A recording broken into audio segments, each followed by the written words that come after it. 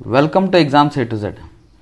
ఈ వీడియో ద్వారా మనము 2500 objective question series regarding international relations, issues, events, organisations and reports మనం డిస్కస్ చేయబోతున్నాం అన్నమాట.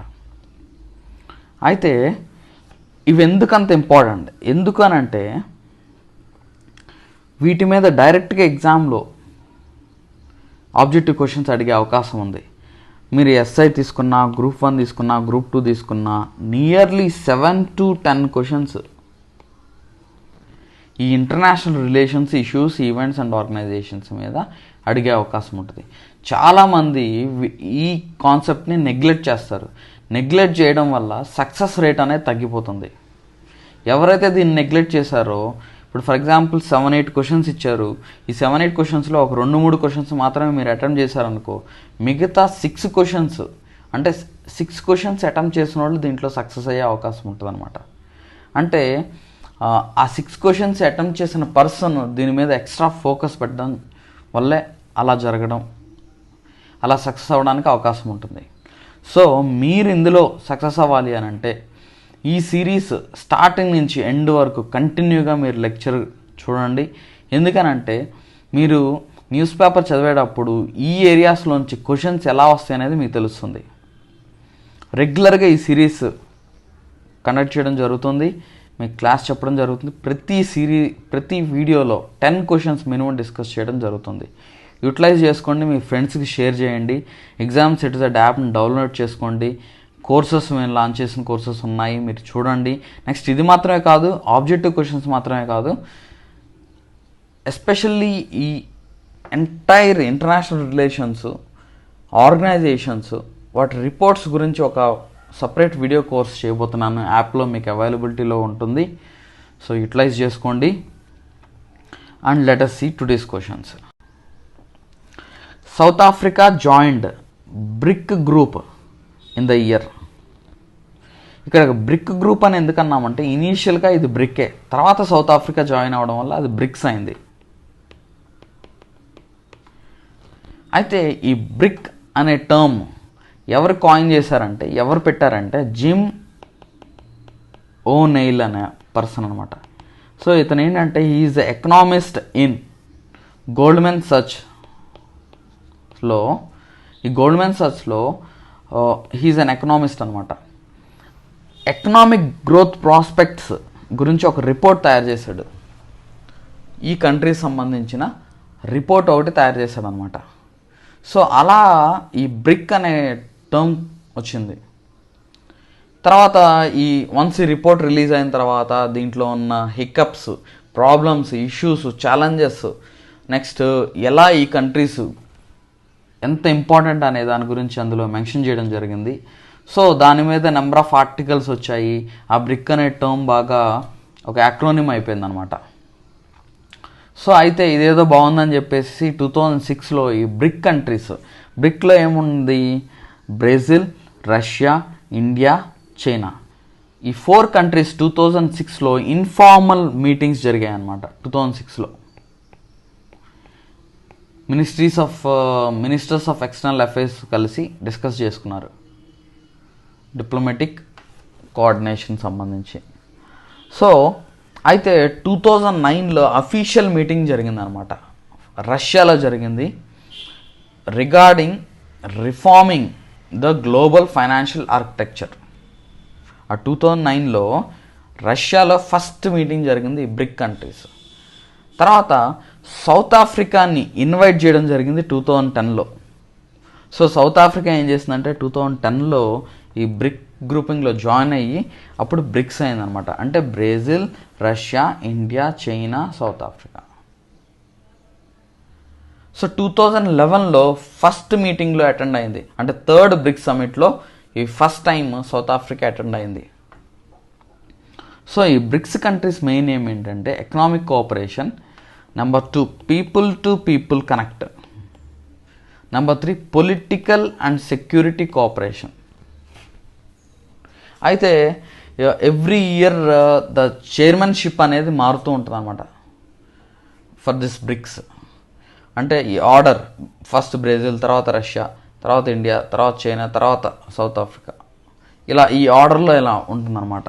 సో ఇప్పటి వరకు ఇండియా 3 times చైర్మన్షిప్ తీసుకుంది. అది 2012 ఒకటి, 2016 ఒకసారి అండ్ 2021 ఒకసారి, అంటే this year. So 13th BRICS summit మన ఇండియాలో జరుగుతుందన్నమాట. 13th BRICS summit. Next question, who among the following was won world food prize 2021? ఈ వరల్డ్ ఫుడ్ ప్రైజ్ ఎవరిస్తారంటే వరల్డ్ ఫుడ్ ప్రైజ్ ఫౌండేషన్ అనే సంస్థ ఇస్తుందన్నమాట. ఎందుకు ఇస్తారు, ఎవరికి ఇచ్చారు 2021 ప్రైజ్? డాక్టర్ శకుంతలా హరక్ సింగ్కి ఇచ్చారనమాట. ఎందుకు ఇచ్చారు, ఎందుకనంటే she has worked in developing fish based food systems to improve nutrition. అంటే న్యూట్రిషన్ని ఇంప్రూవ్ చేయడానికి ఫిష్ బేస్డ్ ఫుడ్ సిస్టమ్స్ని డెవలప్ చేసింది. కాబట్టి తనకి డాక్టర్ శకుంతలా హరక్ సింగ్కి ఈ ప్రైజ్ ఇవ్వడం జరిగిందనమాట. సో ఈ ప్రైజ్లో $250,000 ఉంటుంది. Praise consist of $250,000. సిన్స్ 1987 నుంచి ఈ వరల్డ్ ఫుడ్ ప్రైజ్ ఇవ్వడం జరుగుతుంది.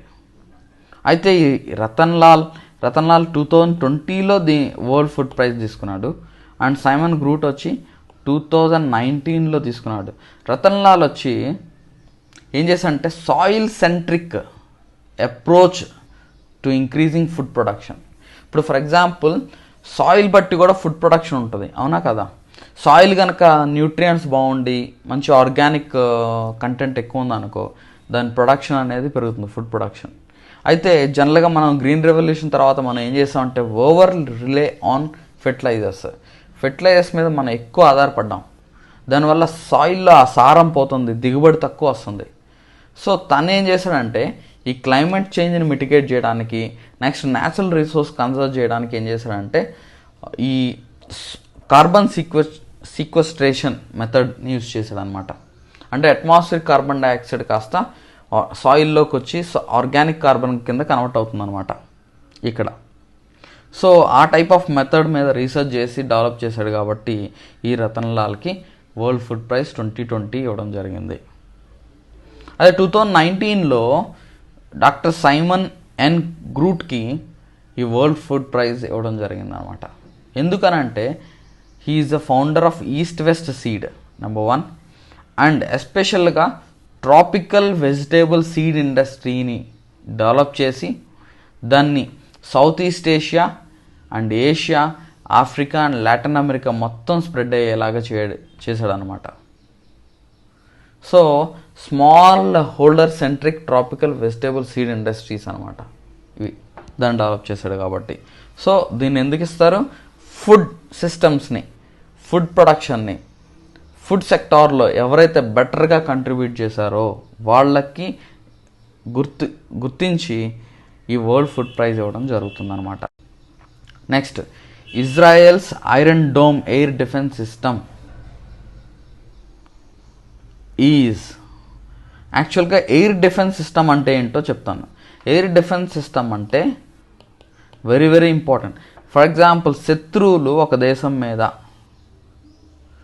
ఒక కంట్రీ మీద, శత్రు దేశాలు ఒక కంట్రీ మీద కనుక రాకెట్స్ కానీ ఎయిర్ క్రాఫ్ట్స్ కానీ డ్రోన్స్ ద్వారా అటాక్స్ చేస్తున్నప్పుడు ఆ వచ్చే అటాక్స్ని ఆ కంట్రీ మీద ఇంపాక్ట్ పడకుండా గాల్లోనే న్యూట్రలైజ్ చేయడానికి యూజ్ చేసే సిస్టమ్నే ఎయిర్ డిఫెన్స్ సిస్టమ్ అని అంటారు. దీంట్లో డిఫరెంట్ టైప్స్ ఉన్నాయి. Long range ground to air defence system ఉంది, medium range ground to air defence system ఉంది, short range ground to air defence system ఉంది. అయితే Israel iron dome air defence system ఏంటంటే short range ground to air defence system. దీని గురించి మనం ఎందుకు discuss చేస్తున్నామంటే రీసెంట్గా రంజాన్ స్టార్టింగ్ డే నుంచి ఈ ఇజ్రాయెల్కి పాలస్తీనా, వెస్ట్ బ్యాంక్, గాజాలో ఉన్న హమాస్కి మధ్య గొడవలు రైజ్ అయ్యాయి అన్నమాట. వాళ్ళు రాకెట్ ప్రయోగించడము, వీళ్ళు ప్రొటెక్ట్ చేసుకోవడం, అండ్ వీళ్ళు కూడా తిరిగి ప్రయోగించడం. ఇలా ఇంటర్నేషనల్ వైడ్గా ఈ వార్ అనేది డిస్టర్బెన్స్ క్రియేట్ చేసింది. సో అందులో భాగంగానే ఈ క్వశ్చన్ మనం డిస్కస్ చేస్తున్నాము. సో ఇందులో Israel's iron dome air defence సిస్టంలో ఏముంటుందంటే ఒక రేడార్ ఉంటుంది అండ్ తమిర్ ఇంటర్సెప్టార్ మిసైల్ ఉంటుంది అనమాట. సో ఏం చేస్తుందంటే, ఫర్ ఎగ్జాంపుల్ ఒక రాకెట్ వస్తుంది అనుకో, ఈ రేడార్ ఐడెంటిఫై చేసి సిగ్నలింగ్ టు మిసైల్కి సిగ్నల్ పంపించింది అనమాట. ఈ మిసైల్ వెళ్ళి దాన్ని అటాక్ చేసి అక్కడే గాల్లోనే న్యూట్రలైజ్ చేస్తుంది అనమాట. అయితే మరి ఇజ్రాయెల్కి మాత్రమేనా, మరి ఇండియాకి ఎయిర్ డిఫెన్స్ సిస్టమ్స్ లేవా అంటే ఇండియాకి కూడా ఎయిర్ డిఫెన్స్ సిస్టమ్స్ ఉన్నాయి. మనం వేరే దేశం నుంచి కూడా మనం కొనుక్కుంటున్నాం. సో ఇండియాకు ఉన్న సిస్టమ్ ఏంటి? S-400 air defence system. మనం రష్యా నుంచి దీన్ని కొనుక్కుంటున్నాం. ఇది మాత్రమే కాకుండా పృథ్వీ ఎయిర్ డిఫెన్స్ సిస్టమ్ ఉంది, అశ్విన్ ఎయిర్ డిఫెన్స్ సిస్టమ్ ఉంది. ఇదంతా ఇండిజీనియస్ డెవలప్డ్ సిస్టమ్ అనమాట. అంటే Prithvi air defence system, Ashwin air advanced air defence system, air defence interceptor missiles, ఈ రెండు ఏంటంటే ఇండిజీనియస్. అయితే అన్నిటికన్నా ప్రపంచంలో పవర్ఫుల్ ఎయిర్ డిఫెన్స్ సిస్టమ్ ఏంటంటే S-400, that is developed by Russia. మనం 39,000 crore ఈ missile system, air defence system మనం కొనుక్కుంటున్నాము, which is not at all యుఎస్కి అస్సలు నచ్చలేదు ఇలా కొనుక్కుంటున్నట్టు. ఎందుకనంటే this S-400 air defence system is much more powerful than US THAAD air defence system. అంటే terminal high altitude area defence system, terminal high altitude area defence system is THAAD of USA అనమాట. So దీనికన్నా powerful, it is modern and most dangerous, but it is a long range system అనమాట air defence system. మనకి short range ఉన్నాయి, medium range ఉంది. Prithvi air defence system and Ashwin air defence systems మన indigenous అనమాట. So ఈ S-400 Triumph air defence system ఏంటంటే air crafts నుంచి, stealth fighters నుంచి, మిసైల్స్ నుంచి, డ్రోన్స్ నుంచి, వీటి నుంచి ఏ రకంగా మనకు వచ్చినా కానీ న్యూట్రలైజ్ చేసేస్తుంది. దీని రేంజ్ వచ్చి 400 kilometers, అంటే 400 kilometers అవతలే దాన్ని హిట్ చేస్తుంది అనమాట. అండ్ ఆల్టిట్యూడ్ వచ్చి 30 kilometers హైట్లోనే న్యూట్రలైజ్ చేసే కెపాసిటీ ఉంది. ఇది surface to air defence system, గుర్తుపెట్టుకోండి. ఎగ్జామ్ పాయింట్ ఆఫ్ వ్యూలో very very important. Next, the state of Israel was created in the year. So Israel Palestine ఈ కాన్ఫ్లిక్ట్ ఇండియా పాకిస్తాన్ కాన్ఫ్లిక్ట్ కన్నా భయంకరమైందనమాట. North Korea South Korea conflict కన్నా భయంకరమైంది. And it is age old, చాలా పురాతనమైన conflict అనమాట ఇది. అప్పటి నుంచి వస్తూనే ఉంది, ఇప్పటి వరకు కూడా సెటిల్మెంటే లేదు. ఈ కాన్ఫ్లిక్ట్ అలా కంటిన్యూ అవుతూ ఉంటే UN రెజల్యూషన్ ఏంటంటే 2 state పాలసీ తీసుకొచ్చారనమాట. అంటే ఇప్పుడు ఇజ్రాయెల్ ఎంతవరకు ఆక్యుపై చేస్తే అంతవరకు, పాలస్తీనా ఎంతవరకు ఆక్యుపై చేస్తే పాలస్తీనా అంతవరకు అని చెప్పేసి 2 state పాలసీ తీసుకొచ్చింది. యునైటెడ్ నేషన్స్ రెజల్యూషన్ పాస్ చేసింది అనమాట. అందులో భాగంగానే ఇజ్రాయెల్ ఫామ్ అయింది. ఇప్పుడు 1948 ఫామ్ అయింది అనమాట. అయితే ఈ 1948 ఫామ్ అయిన ఇజ్రాయెల్ 2 state పాలసీ అనే దాన్ని యాక్సెప్ట్ చేయట్లా, 2 nation పాలసీ యాక్సెప్ట్ చేయట్లా. అంటే పాలస్తీనా ఉన్న ఎగ్జిస్టెన్స్ వాళ్ళని గుర్తించట్లేదు అనమాట. ఎస్పెషలీ ఈ జెరూసలేం గురించి ఫైట్ ఎక్కువ ఉందన్నమాట. సో మనకి ఎగ్జామ్లో ఏ విధంగా అడిగే అవకాశం ఉంటుందంటే, ఈ జియోపొలిటిక్స్, ఈ చుట్టూరు ఉన్న ఇజ్రాయెల్ ఎక్కడ ఉంది, ఇజ్రాయెల్ చుట్టూ ఏ కంట్రీస్ ఉన్నాయి, దాని కోస్టల్ సీ ఏముంది, ఇవి ఇంపార్టెంట్ మనకి ఎగ్జామ్లో. ఇదేంటంటే ఫర్ ఎగ్జాంపుల్ మనము ఇజ్రాయెల్ని ఇలా తీసుకుంటే, ఇలా మనము డైరెక్షన్స్ మనం తీసుకుంటే, దిస్ ఈజ్ సెంటర్లో ఇజ్రాయెల్ ఉందనుకుందాం. ఇజ్రాయెల్కి ఇప్పుడు ఇక్కడ మనం నార్త్ తీసుకుంటే లెబనాన్ ఉంది, నార్త్ తీసుకుంటే లెబనాన్ ఉంది. అండ్ నార్త్ వెస్ట్ తీసుకుంటే మెడిటరేనియన్ సీ ఉంది. నార్త్ వెస్ట్ తీసుకుంటే మెడిటరేనియన్ అంటే ఇలా నార్త్ వెస్ట్ మెడిటరేనియన్ సీ అంతా. నెక్స్ట్ ఈస్ట్ తీసుకుంటే గాజా స్ట్రిప్. ఇప్పుడు ఇది గాజా స్ట్రిప్ అనమాట. ఫర్ ఎగ్జాంపుల్ ఇక్కడ మీకు కనిపిస్తుంది చూడండి, ఇది గాజా స్ట్రిప్ అంటే ఈస్ట్న Gaza strip. And south west తీసుకుంటే మీకు ఈజిప్ట్ ఉందన్నమాట. ఇది సౌత్ వెస్ట్, ఇది ఈస్ట్, ఇది సౌత్ వెస్ట్ ఈజిప్ట్ అనమాట. నెక్స్ట్ సౌత్ని తీసుకుంటే మీకు రెడ్ సీ వస్తుంది. అలా కొంచెం కిందకి వెళ్ళిపోతే మీకు రెడ్ సీ. నెక్స్ట్ ఇది మాత్రమే కాకుండా సౌత్ వెస్ట్ తీసుకుంటే జోర్డాన్ కంట్రీ ఉంది. ఈస్ట్ తీసుకున్న మీకు జోర్డాన్ ఉంది. అదే నార్త్ ఈస్ట్ తీసుకుంటే సిరియా ఉందన్నమాట. ఇది మాత్రమే కాకుండా నీకు ఈస్ట్ సైడ్ డెడ్ సీ కూడా ఉంటుంది. ఈస్ట్ సైడ్ నీకు డెడ్ సీ కూడా ఉంటుంది. అంటే సీ తీసుకుంటే డెడ్ సీ. గుర్తుపెట్టుకోండి, ఎగ్జామ్ పాయింట్ ఆఫ్ వ్యూలో ఇంపార్టెంట్. సో May 14th, 1948న ఇది ఫామ్ అయింది, state of Israel. Exam point of view important. So మనం ఏం చేయాలంటే ఇలాగా ఏదన్నా ఒక ఇష్యూ జరుగుతుంది అనుకున్నాం, దాని చుట్టూ ఉన్న కంట్రీస్ ఏంటి, వాటర్ బాడీస్ ఏంటి అనేది మనం తెలుసుకోవాలి. డైరెక్ట్గా ఎగ్జామ్లో అడుగుతారు. ఇక్కడ ఫర్ ఎగ్జాంపుల్ గోలాన్ హైట్స్ అని కూడా అడుగుతున్నారు. దీన్ని ఒకసారి సివిల్స్లో అడిగారు, గోలాన్ హైట్స్ ఎక్కడుందని. Exam point of view important. Next international nurses and midwives day is observed on May 12th. ఎందుకు May 12th? What is the reason? ఎందుకనంటే it is because of birth anniversary of Florence Nightingale. She is the founder of modern nursing అనమాట. Modern nursing founder ఎవరు అని అంటే Florence nightingale. దీన్ని ఎప్పటి నుంచి celebrate చేసుకుంటున్నారు, ఇలాగా అబ్జర్వ్ చేస్తున్నారంటే 1965 నుంచి అబ్జర్వ్ చేస్తున్నారు. సో ఎప్పుడు ఫేమస్ అయిందంటే క్రిమియన్ వార్ జరిగినప్పుడు షీ బికెమ్ వెరీ ఫేమస్ అనమాట. అప్పుడు ఈ నర్సింగ్లో డిఫరెంట్ స్టైల్ తీసుకొచ్చి మోడర్న్ నర్సింగ్కి ఫౌండర్ అయిపోయింది అనమాట. అండ్ 2021 థీమ్ ఏంటంటే nurses A voice to lead a vision for future health care. Nurses A voice to lead a vision for future health care. ఇది ఎగ్జామ్కి important. So ఇలా డేస్ ఉంటాయి, వాటి themes.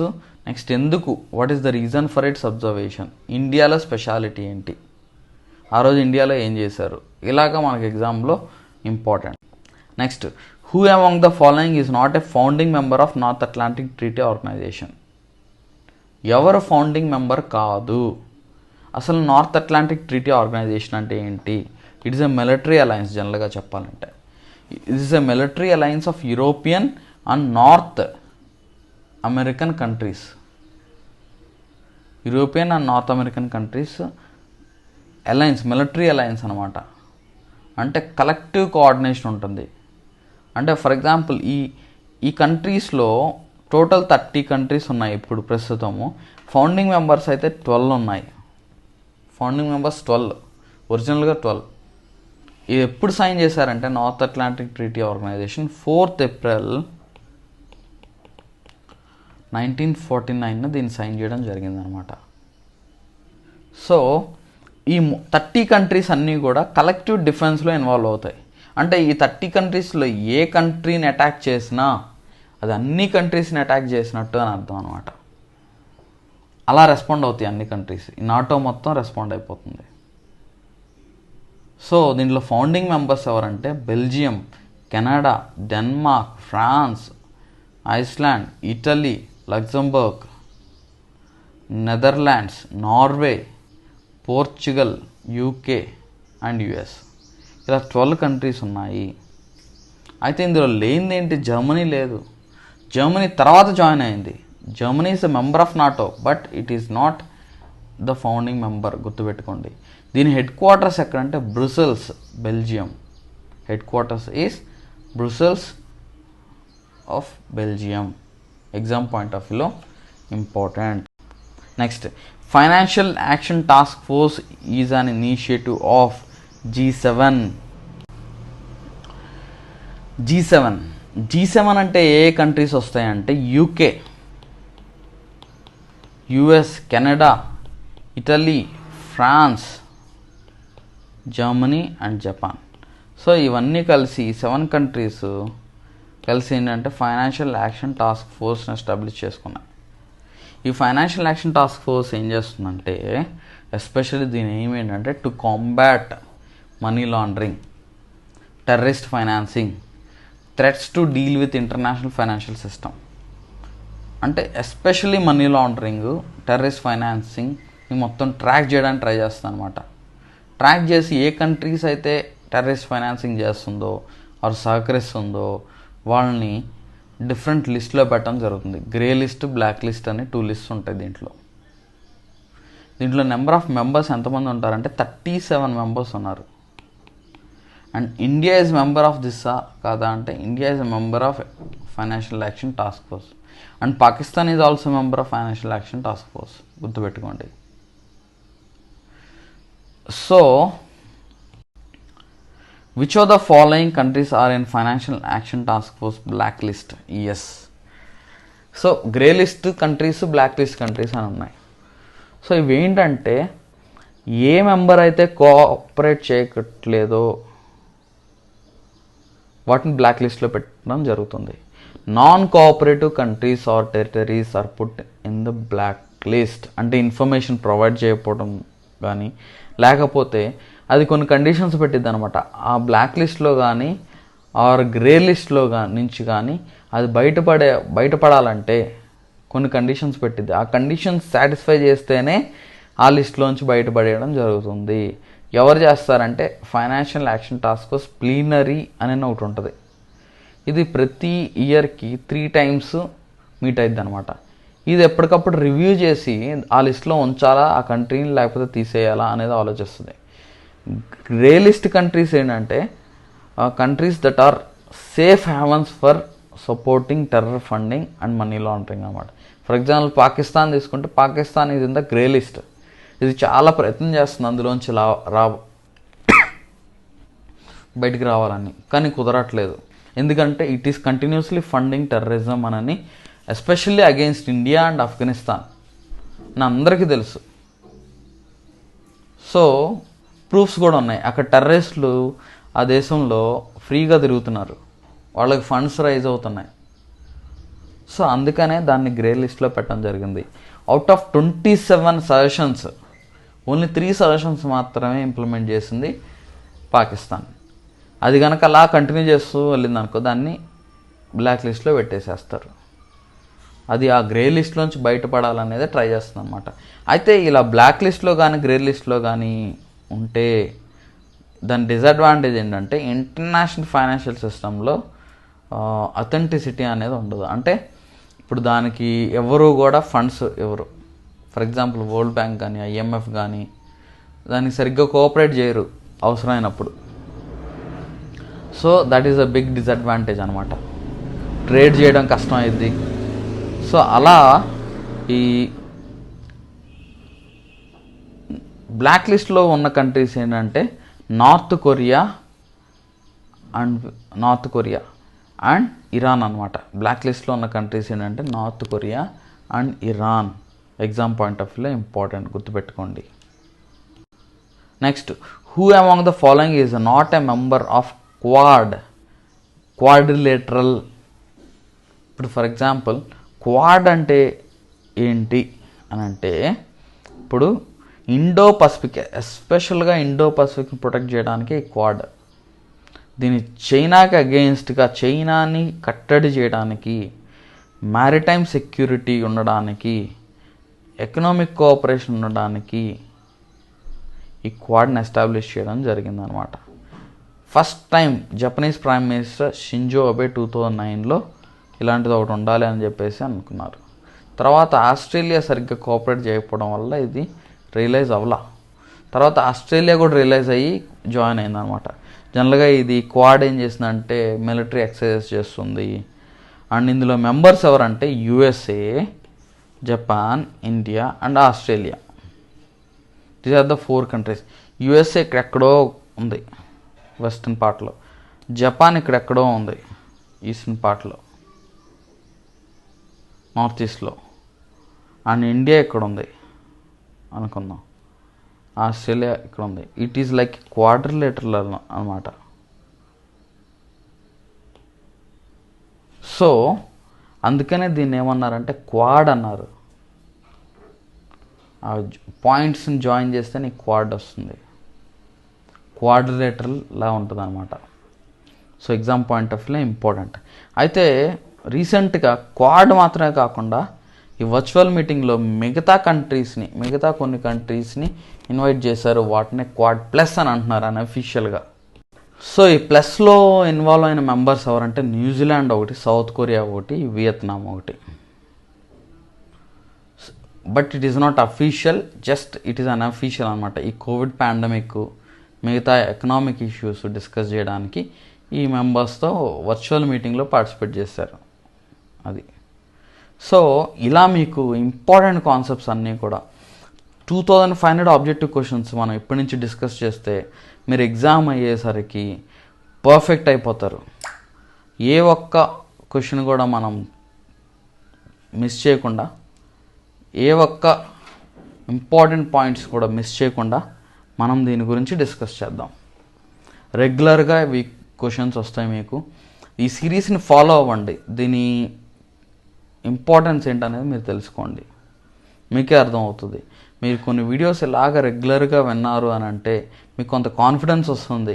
ఎప్పటి నుంచి ఎదురు చూస్తూ ఉండొచ్చు ఎగ్జామ్ కోసం, కానీ మీరు మిస్ అవ్వకూడదు. ఖచ్చితంగా క్లియర్ చేసుకోవాలి. మీ ఫ్రెండ్స్కి షేర్ చేయండి. ఇది మాత్రమే కాకుండా Yojana and Kurukshetra series magazines నుంచి కూడా డిస్కస్ చేయడం జరుగుతుంది. అది వినండి, మీరు యూటిలైజ్ చేసుకోండి. యోజన అండ్ కురుక్షేత్ర సిరీస్ ప్లేలిస్ట్లోకి వెళ్ళి Yojana and Kurukshetra series already కొన్ని వీడియోస్ అప్లోడ్ చేసాం, చూడండి.